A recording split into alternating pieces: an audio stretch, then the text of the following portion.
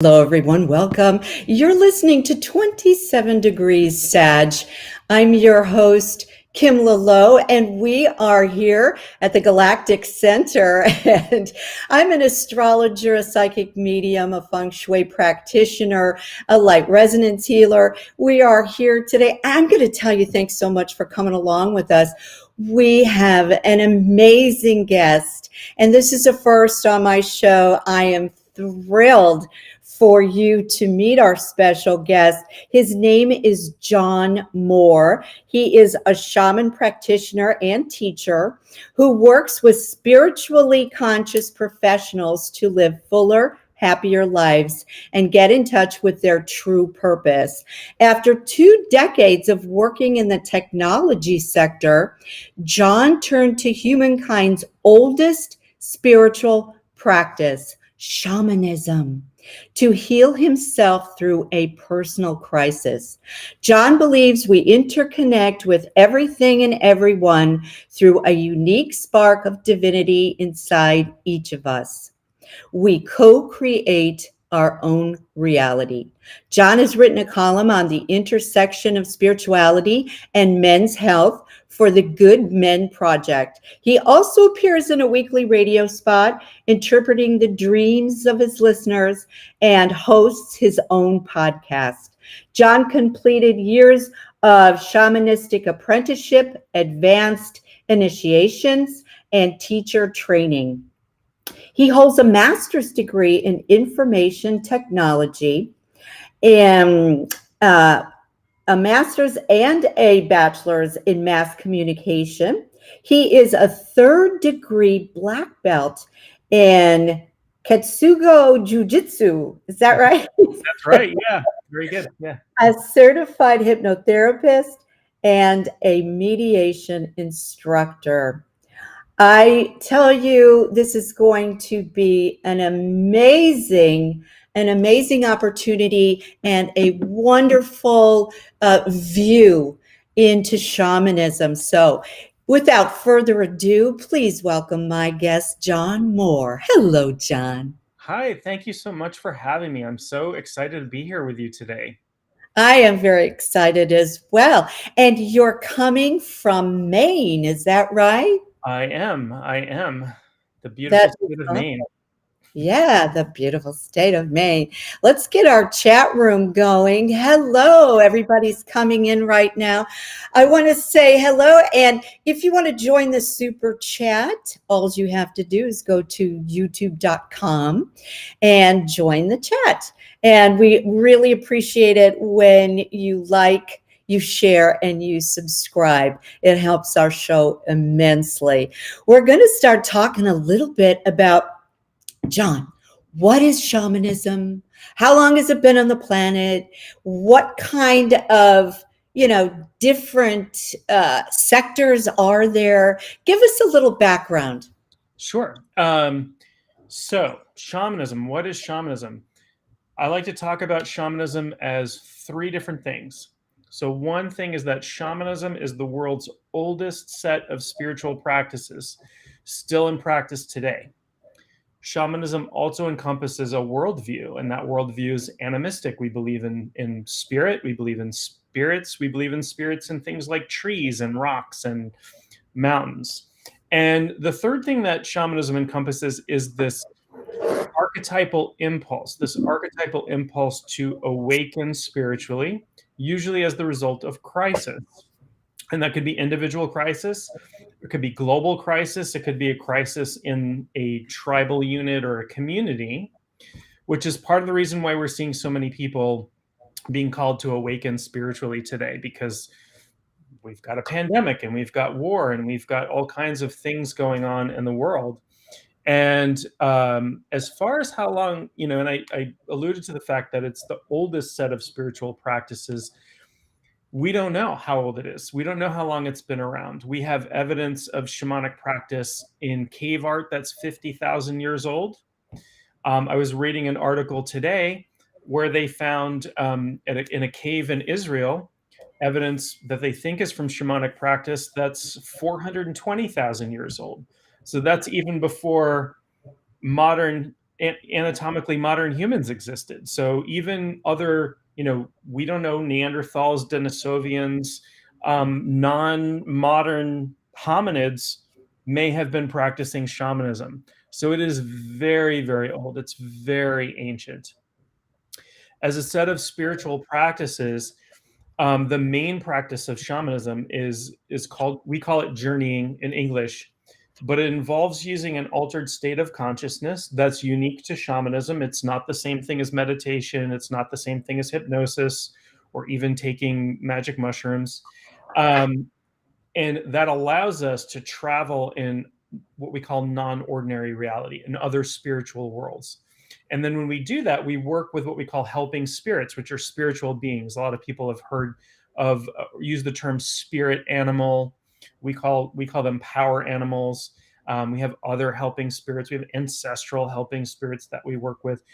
And so there's a large number of ceremonies, techniques, rituals, that sort of thing built on top of that main practice of journeying that we use for healing, or to get information, or to really to work with and heal the world, and to do our own personal spiritual development.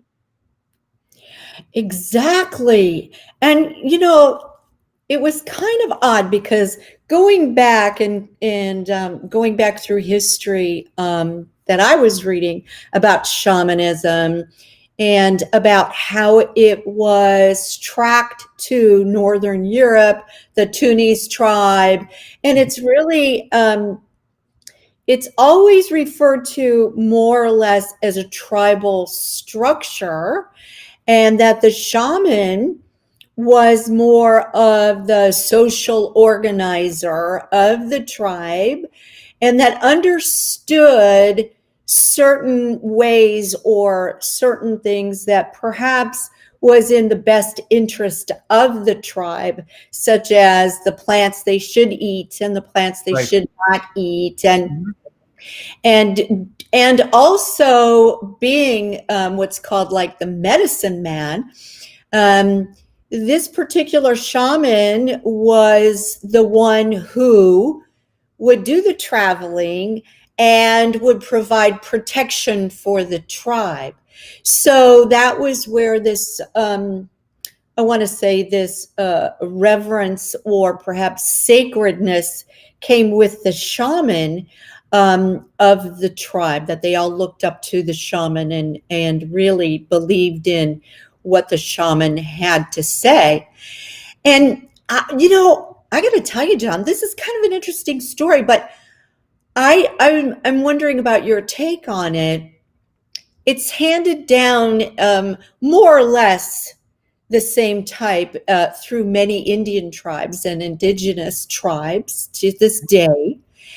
And there is a historical belief that the shamans of the Lakota tribe went on a journey and saw the dream that the Indians were protecting themselves against the invasion of the white man, Mm-hmm.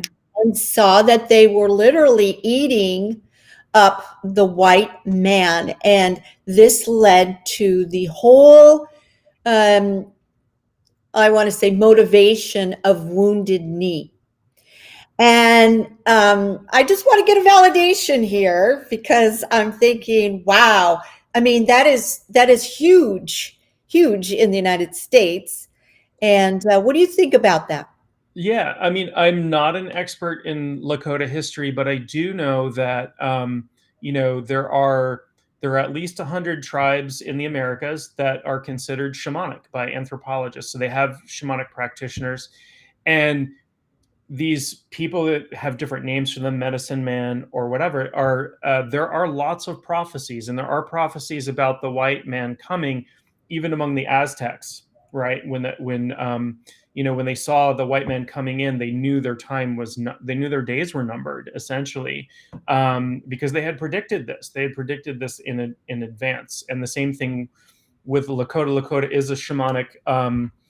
A tribe that has shamanic practices, and there were the the powers that be, from the the colonial side, outlawed a lot of these indigenous practices. You might have heard of the ghost dance, for example. It I was was going to ask you about the ghost dance. Yeah. it was actually against the law. You could be thrown in prison for performing. We think about the United States being founded on freedom of religion, and we were outlawing spiritual practices and throwing people into prison for those things. But they were afraid of the ghost dance. They were afraid of the power of the ghost dance. And so a lot has been lost, unfortunately. But there is, there's still, and you're absolutely right. Shamanism comes out of tribal culture, because we were all living in tribes at one point in history, and the role of shaman was seen as absolutely critical to the survival of the tribe. They had to do everything from, you're right, telling them which plants they could eat, to where to hunt and when to plant crops, and all of these things, and when to move from one location to another. And if that role weren't critical, it wouldn't exist, because these were people that, if they didn't eat, the tribe didn't survive. And so from that perspective, it was an extremely important role. And in some indigenous cultures, the shaman was so important that they were forbidden from doing things like hunting and fishing, which were considered dangerous. So they weren't going to go out and potentially get eaten by a saber-toothed tiger or something like that, because they couldn't risk the life of the shaman when they were out there. So yeah, you're spot on. You're absolutely spot on there. I've heard the stories about the many prophecies by indigenous cultures in the Americas, and a lot of these tribes sort of saw these things coming. Unfortunately. Right. And when you're getting to the prophecies, and tell us a little bit about how they do journey, and how they do prophesy, and not just that, but how they do cross the dimensions, that the underworld and things like that. Yeah. So there's lots of different ways to drive what I call the shamanic state, right? And very recently, they hooked up something like 500 shamanic practitioners to EEG machines. We now have modern equipment to measure people, and realize, like, oh, that people's brains are lighting up in a completely unique way when they're performing a shamanic journey. But this seems to be something that, as human beings, we're capable of doing. So it's part of our evolutionary history to produce this specific state of mind. Now, I use rhythm. So I use drumming or rattling, which is very, very common. Some Mhm. cultures use dancing. Some cultures use extremes, physical extremes, like, they'll go on a fast, or, they'll go on a vision quest, that sort of thing. And it's all designed to alter the state of consciousness. There are some cultures that use what we would consider hallucinogens or entheogens, like psilocybin, or there are peyote cults in the United States, and a lot of people have heard of ayahuasca, but that's actually less common than using rhythm for journeying, and it's less controlled. If you take a substance like ayahuasca, you're going to be your consciousness is altered for the duration 3 to 6 hours, and there's nothing you can do about it once you're on that journey. So once we enter that state, we're essentially tuning our consciousness. So there are different worlds that we travel to. There's a lower world and upper world, and lots of divisions of those worlds. And then the middle world is the world that we live in, but there's a spiritual overlay to that. So when I journey into the middle world, I can see my house and the trees and the rocks, but there are lots of other beings here as well that I don't normally see through my physical eyes. Um, and the way I describe that is, it's like when you're in your car and you're listening to the radio. your radio is tuned to a very specific station, and you're getting, let's say, rock and roll music. But every radio station on the planet has a signal that's traveling through your car simultaneously. But when I tune the dial to a different station, I can get country music, or I can get talk radio, or I can get something else. And that's what we're doing with our consciousness. We're tuning it, and to us, we experience it as travel. We experience it as going down into the earth, or going up into the heavens, or going, in other directions. But in the spirit world, time and space really break down. There's really not the time and space is intimately linked to physical matter. And in spirit form, you don't have those same effects. We're not limited to three-dimensional space and four-dimensional time. And so we can do things like look at probable futures, right? Now, I don't think the future is necessarily written in stone. I do think people have free will and can change the future.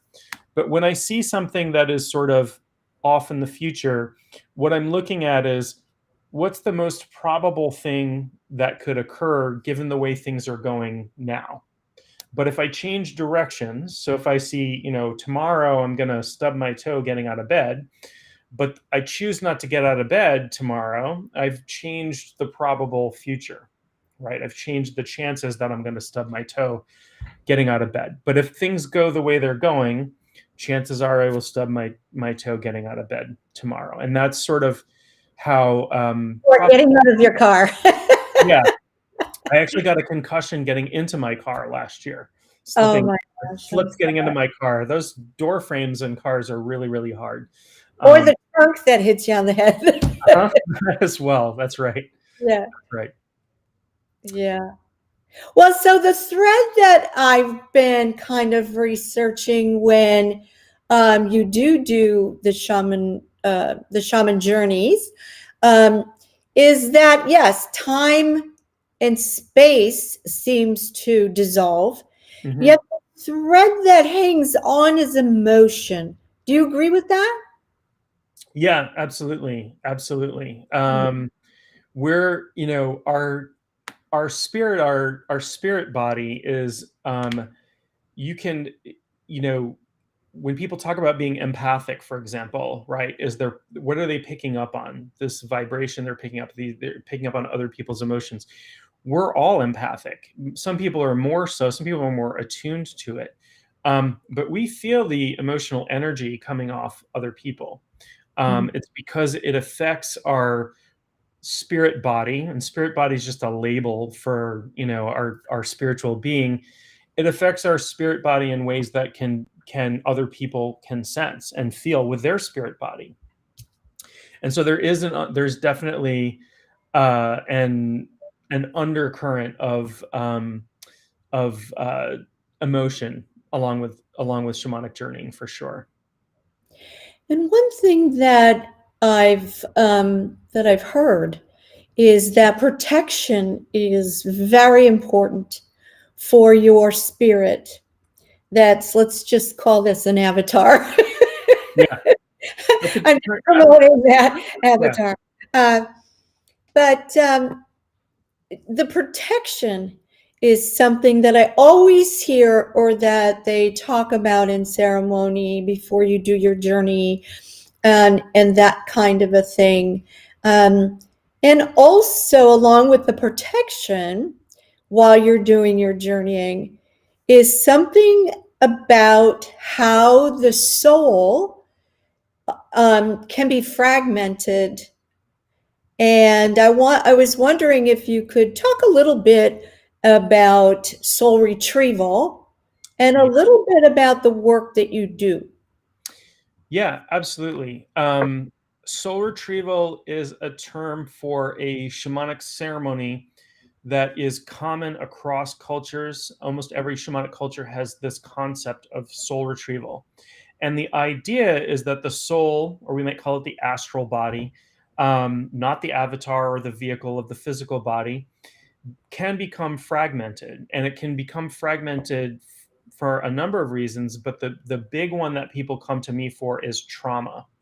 And everybody has trauma to some degree, but some people experience really large trauma that causes a fracturing of the soul. And what happens, the way I like to describe it, is a part of you is so frightened or so shocked that it jumps away to safety.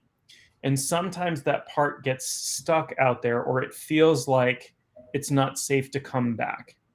And what can happen when we're not integrated with all of our parts like that, we're never truly broken. We're just not as integrated as we should be. Um, we experience things like depression. We experience things like dissociation, like PTSD. It can cause physical symptoms, all kinds of physical symptoms. And so the ceremony to sort of repair that, to fix that, to help people, to bring that part back so people can integrate and heal. And I never say that I'm healing people. We all healing is self-healing. What I'm doing is I'm working with my helping spirits to create the spiritual conditions under which you can heal. And so with my helping spirits, I work to bring that part back in and find that part, find that lost part. And then it's up to the person who's having the healing done to do some of the work to reintegrate that part. And that can take, sometimes up to 6 weeks.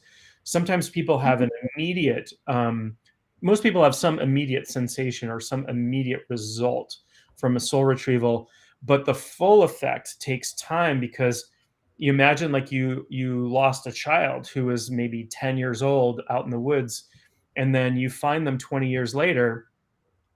They're not going to all of a sudden like run back in and be okay and come back and join the family. They have to be welcomed in gently back into the family. And that's very similar to what happens with soul retrieval. And that's a lot of the work that I do is soul retrieval. And when I first started out in shamanism, for like the first 3 years or so that I was in practice, 100% of my clients came to me with trauma.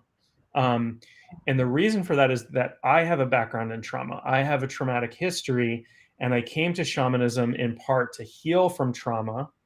And so there's this idea of wound resonance. People can sense when Ah, yes. in through the same thing, but has healed from it. And the beautiful thing for me about shamanism is that we have this saying that your wound becomes your medicine.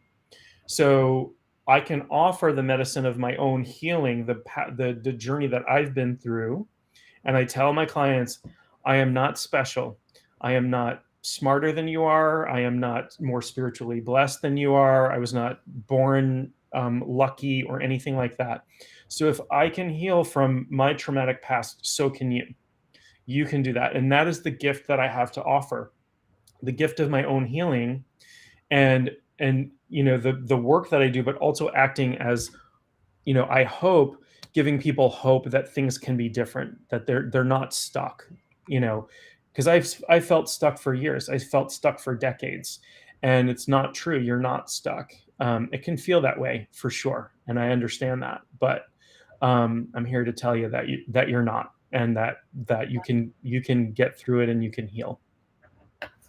Wow, that is amazing, and I'm all for that. I think every single person that's listening in right at this moment has already flashed on the wound Mhm. uh, that comes to mind, first of all. And then the next question is, how do I know if I have a fragment of my soul hiding somewhere? How do I know that? Some of us have been through quite a number of traumas. Sure. And, how do we know if we have a soul that's hiding in the underworld? Yeah, so I mean, one way is, there are symptoms that come about as a result of this, and sometimes people have, say, a chronic disease that can't be diagnosed and doesn't get better, and you would, go see a spiritual healer that might say, "Oh, you've got some soul loss here, and you need to repair that." The biggest symptoms I see are people will report to me a feeling of disconnection. I feel disconnected from myself. I feel disconnected from spirit. I feel disconnected from my spouse, my family, my community. That's a big one. And dissociation is another really big indicator. When somebody comes in and starts talking to me, and I feel like there's been some soul loss there, I'll normally ask them about dissociation. And not everybody knows what that means. But with dissociation, there are two kinds of dissociation. One is I don't, at least some of the time, I don't feel like I'm in my body. I feel like I'm floating outside of my body, or I'm not really connected to my body, or I'm a few feet back looking through eyes that aren't mine. And the other type is this type called disreality, where I feel like the world isn't real. I feel like I'm in a dream a lot of the time, or I feel like I'm underwater. Things, time starts to act weird around me. And those are really big indicators of soul loss to me. Depression is another one. Anxiety is another one. It's not always the case that depression and anxiety means soul loss, but when somebody comes to me with depression and anxiety, I'll start to ask them questions about other things, about dissociation, about trauma.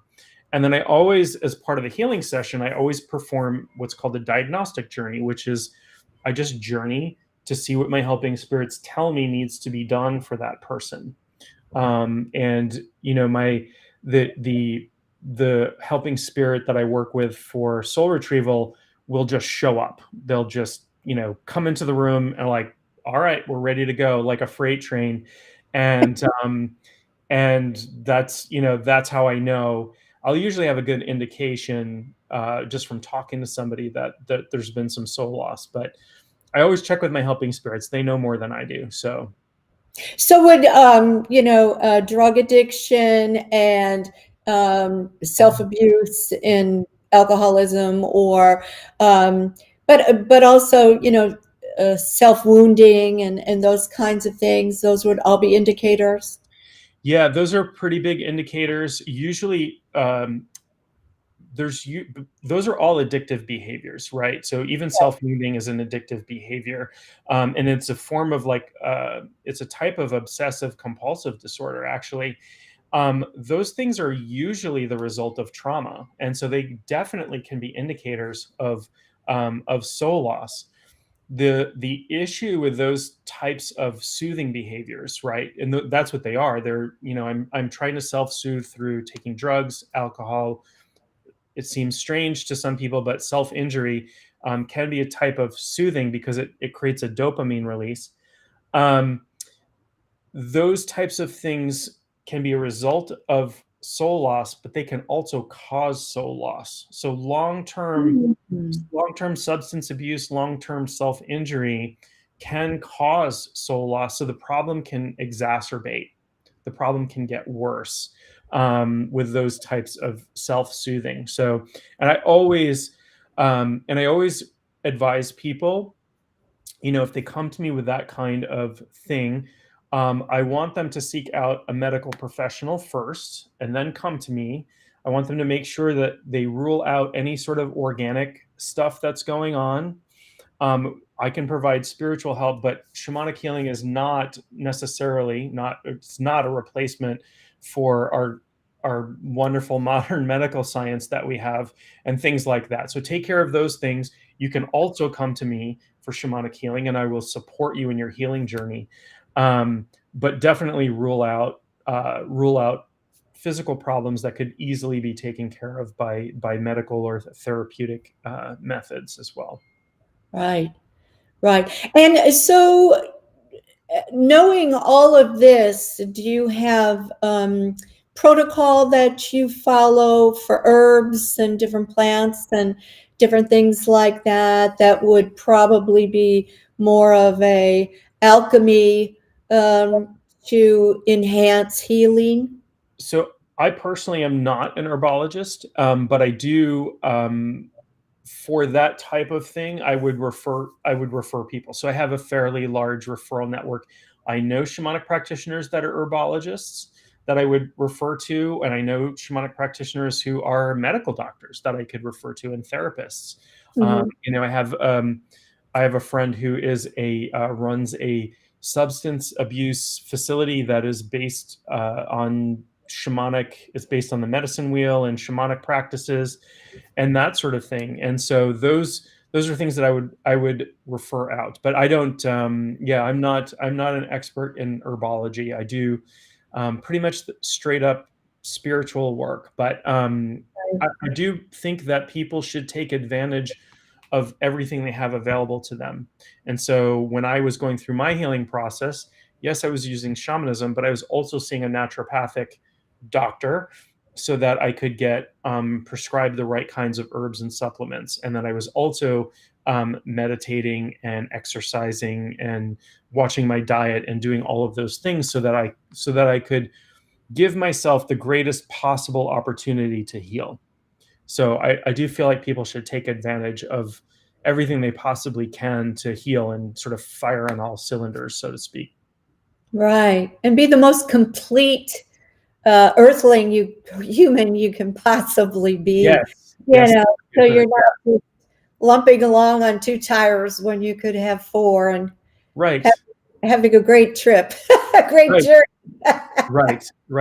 That's exactly it. And we are a spirit, but we have a body and a mind, and we really get the best result for anything we want to do when all of those things are working together. When we have all 4 tires inflated and they're all headed in the same direction. If I want to exercise and get into shape, I can think about that all I want, but if I don't get off the couch and go to the gym, that's not going to happen. Right. I get off the couch and go to the gym, but my mind and my spirit aren't behind that, I'm not going to continue doing that. And so that habit's not going to get built up, and I'm not going to get the results out of that. So we get the best results when all of those things are in alignment. And in shamanism, we're really about embodying spirit. We're really not, we're not about spiritual bypassing. We're not about, ignoring the body for the sake of the soul, where we think all of these things are important. We have a physical body for a reason.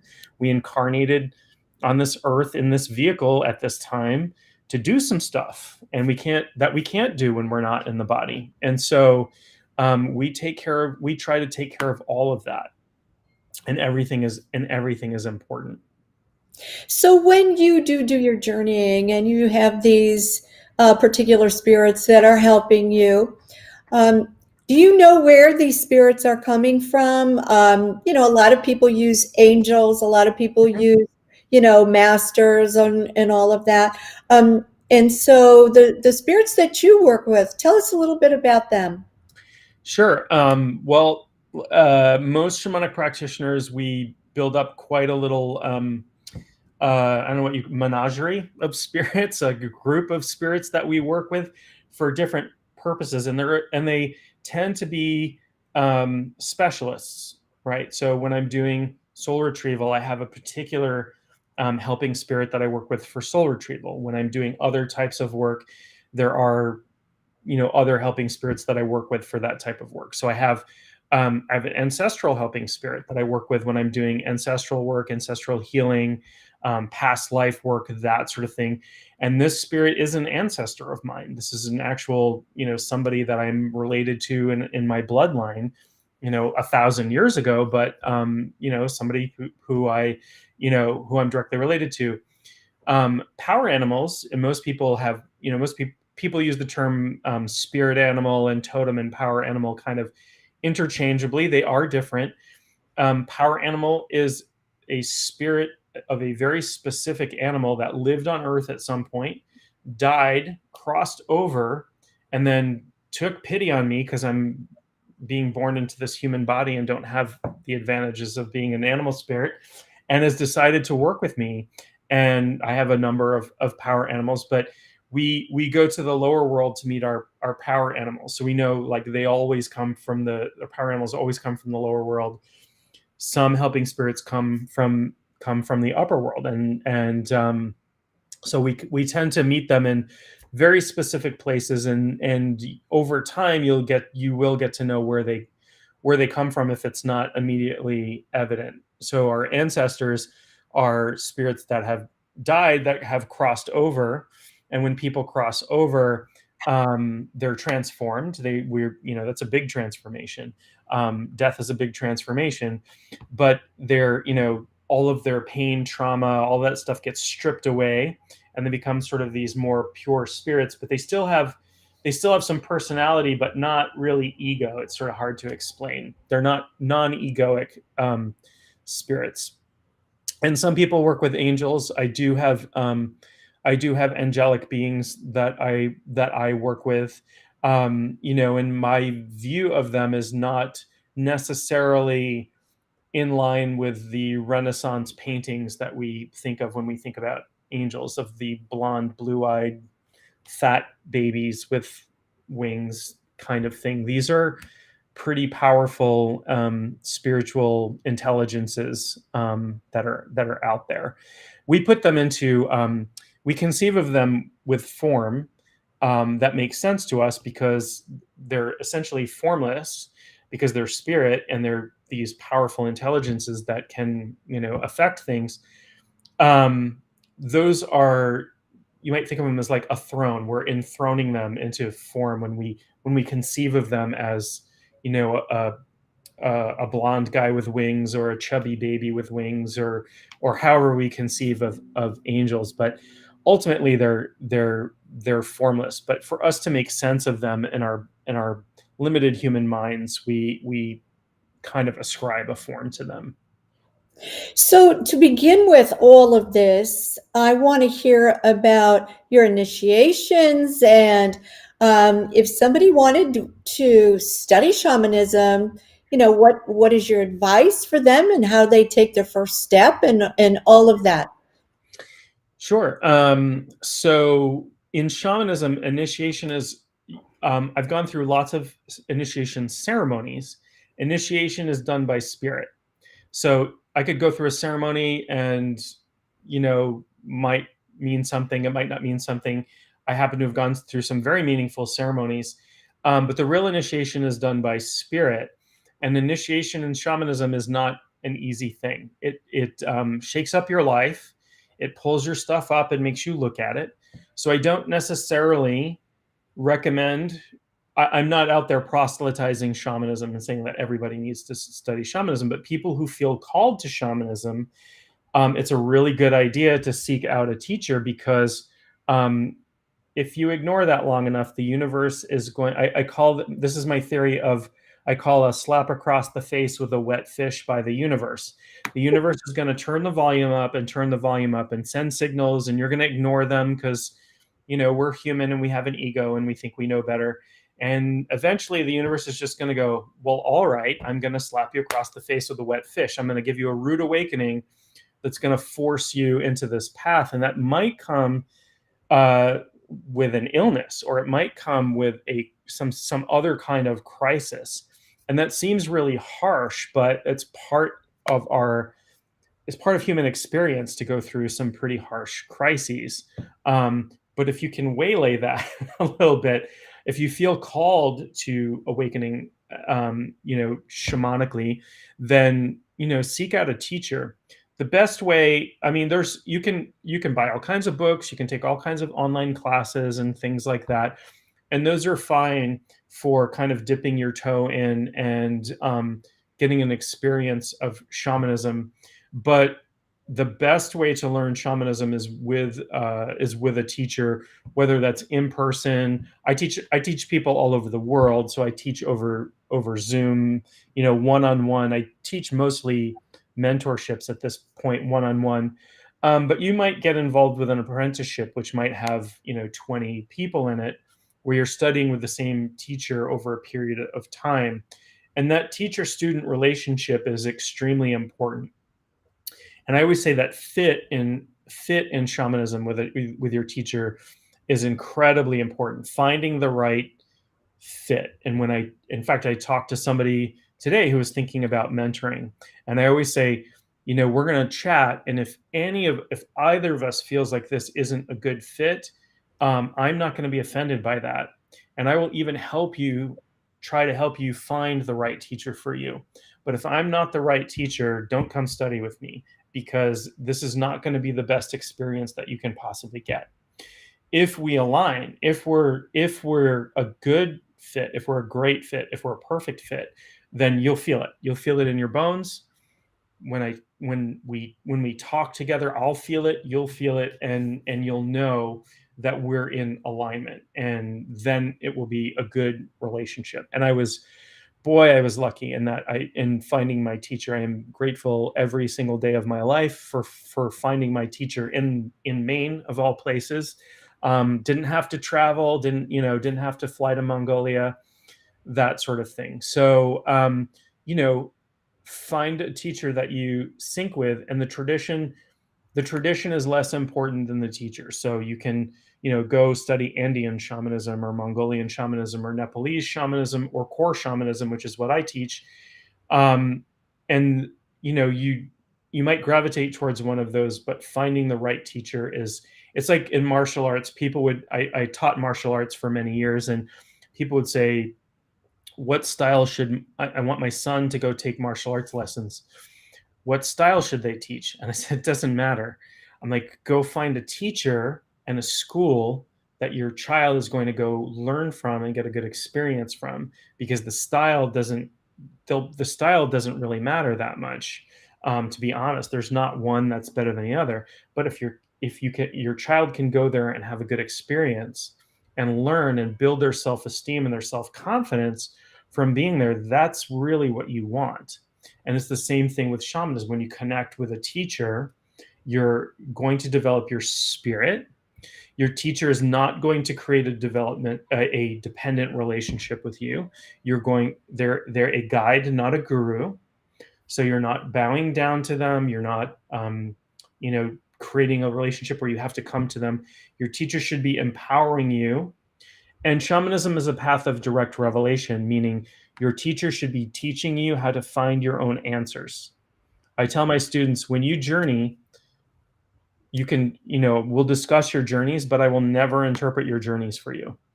I don't interpret your journeys as a student. I mean, I do dream interpretation for clients, but as a student, I don't interpret your dreams, because I'm teaching you how to interpret your dreams.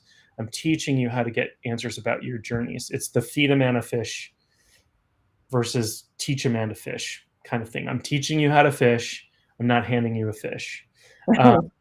So that's what I would look for if anyone is interested in learning shamanism. Do some looking around. It bears spending some time and effort, and you can look on the internet and find lots and lots of shamanic teachers out there. Find the one that you identify with. You can watch teachers. A lot of teachers have podcasts and YouTube videos and all kinds of stuff out there, and see if you like how they're explaining things, because Right. learning style is important too. Right. I want to say hi to everybody in the chat room. Thanks so much for coming along. Ivy and Betty and Julie and Bill, and I know Carla and Sheena are listening as well. There's many people that haven't jumped in the chat. If you have any questions for John, please post them on the YouTube super chat room so that we can go ahead and relay them, and you can get an answer for John. But there's so many other things that I want to ask you about. So as far as relating to the planets and the stars and the other dimensional beings, the galactic beings, as far as shamanism goes, what do how do you view the eclipses, by the way, since we are having a huge blood moon eclipse coming on May 15th to the 16th, depending on where you're living right now. And are there any hints, any advice about the eclipse coming our way? How do you feel about that? So for me, like, I can feel the energy of the eclipse, and it feels like stuff is getting like tossed around a little bit. Like things are a little up in the air. That's not necessarily a bad thing. And that just means there are great opportunities to change.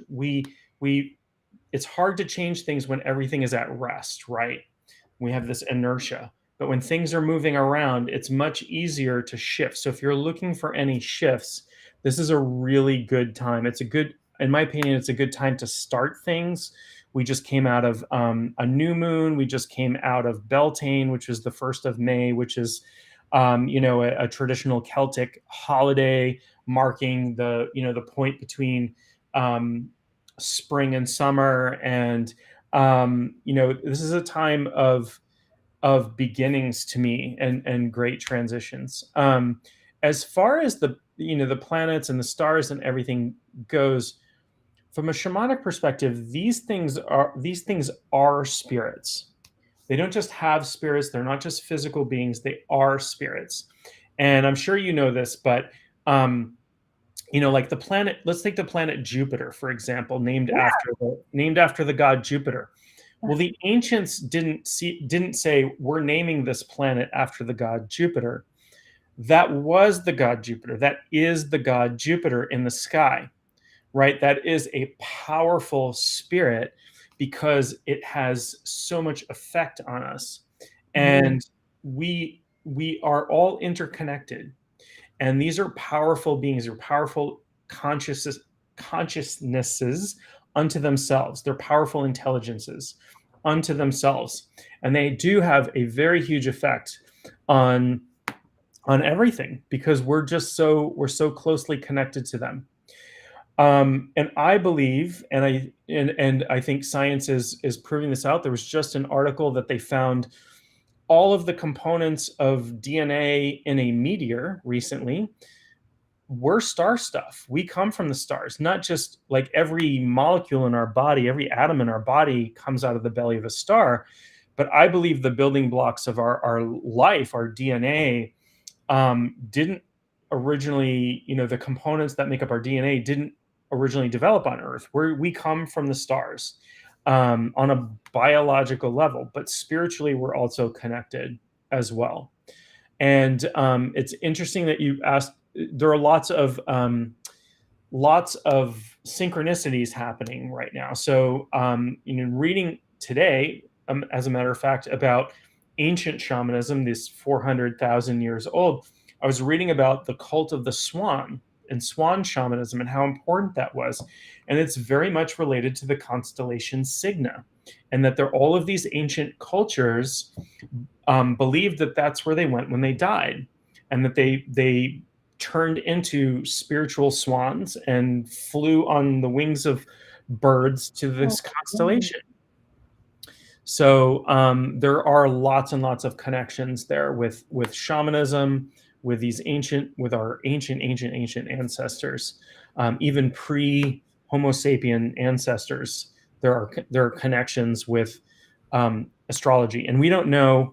I'm very fascinated right now with the archaeological research that's going on in Turkey, where they're digging up this place called Göbekli Tepe that is huge.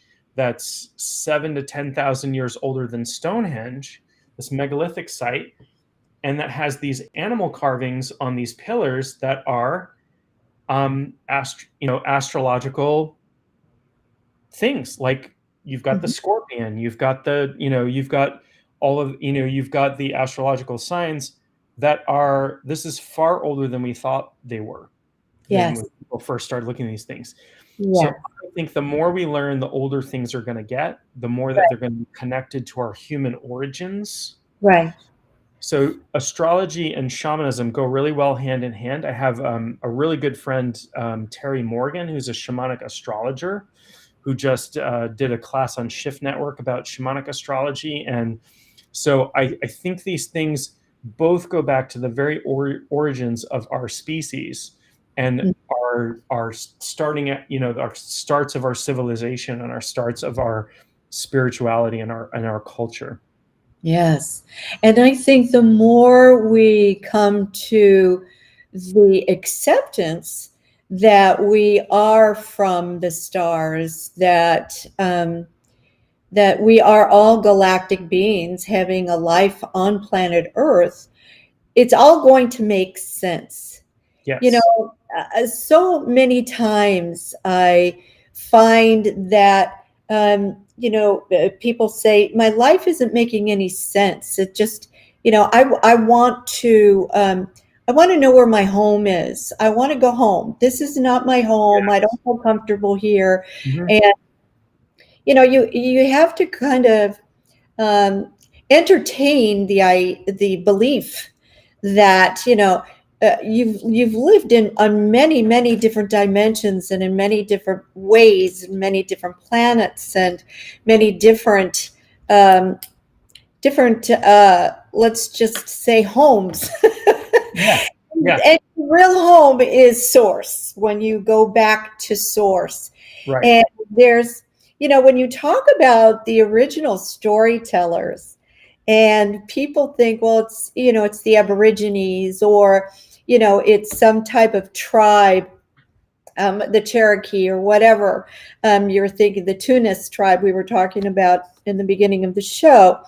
And when you really go back, you're just time and how old these beliefs and these Mhm. stories and the original storytellers. When we go back, people are fascinated by Greek mythology, and then when you go back to shamanism, it Right. just blows doors.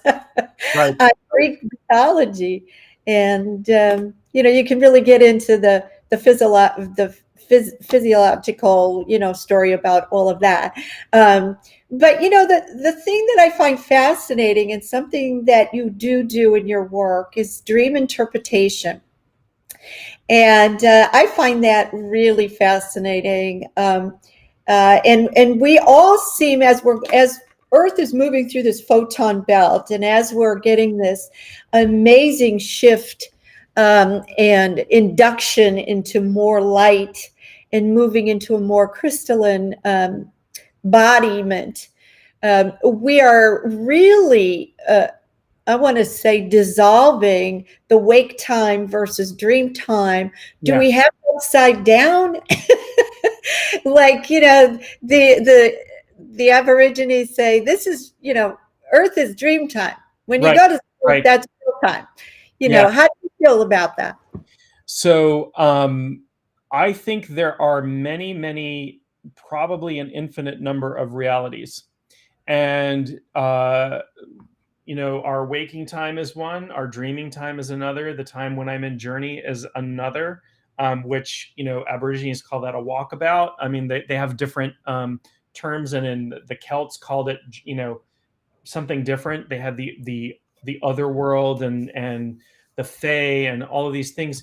And I think what people are recognizing is that these are other dimensions that we can tune into. And dream interpretation is, to me, fascinating because so much of what we're experiencing, the majority of what we're actually experiencing, is not in our immediate consciousness, right? So our conscious mind can hold a couple of pieces of information at any given time. 7 plus or minus 2, right, is the standard, which is why, social security numbers are 9 digits long. But our unconscious mind, the parts the parts that we're conscious of, but a level that's not in our prefrontal cortex at the moment, is billions of bits of information every second coming in. And that's through our normal senses. Now imagine when we have an etheric body, we have an astral body, we have a causal body, we have a mental body, we have all of these other bodies that information is coming into us through. And people are like, well, I'm not psychic, or I'm not developing my intuitive powers, or I'm not this and that and this and that. You are. You're connected to everything always. It's just a matter of being able to tune into that. So when we dream, our these physical organs shut down, our sense organs kind of shut down. And so we're able to cut through the clutter of this world and experience other things, experience stuff coming up that we're not normally conscious to. And that can be very, very deep information. That can be super deep, super powerful, transformative information. And many shamanic cultures, um, Aborigines are one. Dreaming is incredibly important. There are Native American tribes as well. Dreaming is incredibly important. And you would, in family groups, gather every single morning and discuss your dreams. And we don't necessarily do that too much in this culture. And so many people will say, I don't dream. I don't dream, which is Yes. not true. Everybody dreams every night. Yeah. You don't remember your dreams because you haven't trained yourself to remember, and you can train yourself to remember more and more of your dreams. And if you lived in a culture where you talked about your dreams every single morning, you would remember your dreams in great detail, and you So, would get information. segueing into, we have someone in the chat room, Vandana, and she said, I had a dream of opening a big watermelon filled with honey. What does that mean? Can you give her a 2-minute? Sure. Yeah. I mean, it's a little out of context to just get those dream symbols, but what I'm getting is that, watermelon is this sort of large source of sustenance. But when you open it up and it's filled with honey, I think of like ambrosia, nectar of the gods. There's some hidden gold in there. So this is about something that's sustaining you that is at least partially hidden. And I think that honey is actually probably a pretty spiritual metaphor, right? I'm thinking about this golden light colored stuff. Honey is a beautiful substance in itself, but in so many cultures, honey is something that's very divine. We talk about nectar of the gods or ambrosia or something like that. It's frequently discussed in terms of honey. So there's some, I think, hidden gift for you. And there's a hidden gift for you in something that is sort of mundane and sustaining you already. But when you look under the surface, there's going to be a tremendous spiritual gift for you. I don't know what that is. You'll have to do some exploration on that. But that's my take on this dream of the big watermelon that's filled with honey. Now I kind of want to eat watermelon with honey. I've never done that, but now I want to try that. I know we all do, right? I'm going to put some in my tea just to participate with y'all. There you go. All right. Sounds great. So if someone wanted to ask you some more questions or maybe to, book an appointment with you, how do we get a hold of John Moore? The best way is through my website, and that is Maine Shaman, MAINE, the state, Shaman, SHAMAN.com. I've got all my social media. I'm kind of a nerdy, so I have an app, I have a podcast, I have a YouTube channel. There's all kinds of stuff, but you can find it all there, and that's the best way to get in touch with me as well. Great. And we've got, now everybody's chiming in, of course, with dreams. Should have started this a lot earlier on the dream theme, but it's very important with this, with this huge eclipse coming up. Is that a good time to do journeying, to do a shamanistic journey during an eclipse?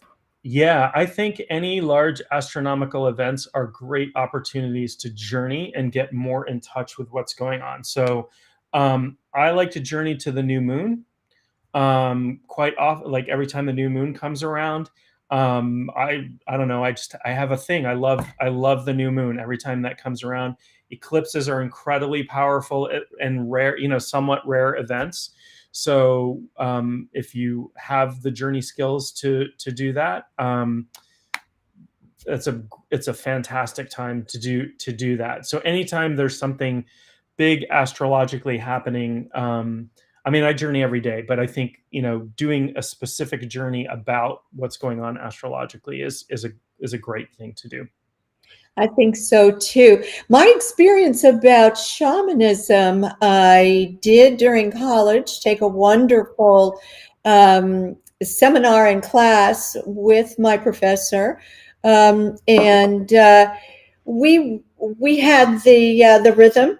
We had the rhythm pools and the drumming, and the drumming for me was very powerful. The beating and very powerful to carry you into that journey. We did go assisted into the underworld, and we did observe a soul retrieval, which was really amazing. But I did find my power animal, which was it was a black panther, Uh-huh. and and I became this animal. I Yeah. don't know how this happens, but it happened. I was a four-legged. I ran so fast. It was lightning speed, you know. It was amazing, and just the amount of freedom and the perspective of being on the ground like that was something I'll never forget. It was just something I will never forget. Yeah. Very, very amazing. Um, anyway, that was something that I did experience, and I hope every single person here that's listening gets a chance to have your own journey and your own time with a wonderful shaman like our John Moore here that joined us this evening. I just loved every moment of our conversation, John. Please come back again. I wish you wonderful releases of everything you don't need anymore during this eclipse. Thank you. And each and every one of you as well. And take advantage of this wonderful Jupiter and Aries juice that's coming down like glitter of gold, like honey being poured on us There you go. to start new things and to really experience a new perspective of ourselves that we haven't seen, like this little crystal when you turn it. We have these wonderful different aspects and fragments and specific things within ourselves that perhaps we need to journey into ourselves as well. So go to the depths and make yourself just love yourself more during these turbulent times. Be good to yourself. John, thank you so much for coming along. I really appreciate it. And everyone in the chat room and everyone that's going to be listening after the fact or in the archives, I thank you from the bottom of my heart. Make sure that you push the like button, subscribe, and share button. We sure do appreciate that. Until next time, may the angels protect you and guide you. Good night, everyone. Thanks, John. Thank you.